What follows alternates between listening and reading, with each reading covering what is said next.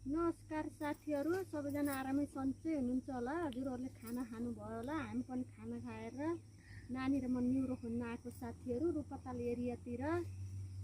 यति पाइयो यी जम्मै घाँसले मासेछ न्युरो साथीहरू।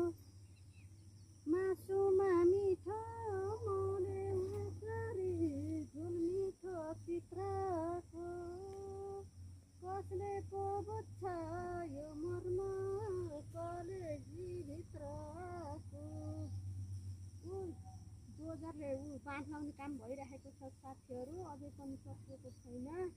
रूपताल एरिया हो यो सिस्टेनी भन्छ यसलाई साथीहरू। रूपतालमा धेरै किसिमका साथीहरू खाना आउनु होला, लिन आउनु होला, घुम्न आउनु होला साथीहरू। न्युरो यति पाइयो साथीहरू। रातभरि दिनभरि पानी आएको छ साथीहरू। अहिले यसो हल्का बिदा भएको साथीहरू, त्यही भएर न्युरो खान्न आएको साथीहरू। यी धोबिनी पनि उकाएर लान पर्यो साथीहरू। धोबिनीको जरासित पानी खानु कति पिउन कति मिठो हुन्छ साथीहरू। हजुरहरूले खानुभएको छ कि छैन साथीहरू।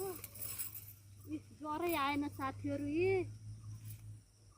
उकाउन मात्रै भयो साथीहरू।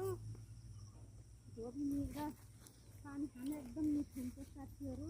पानी धेरै रुचाउँछ साथीहरू। पानीपछि साथीहरू खोल्नु पर्यो। लुगा पनि असाध्यै लाउन लाएर साथीहरू, बर्खा लागेर होला साथीहरू। यता त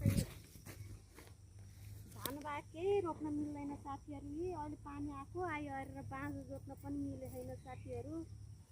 हजुरहरू के काम गर्दै हुनुहुन्छ साथीहरू? हजुरको दिन राम्रोसित बितोस् साथीहरू। फेरि भेटौँला साथीहरू। By by. आफ्नो ख्याल गर्नु होला। बाई बाई साथीहरू।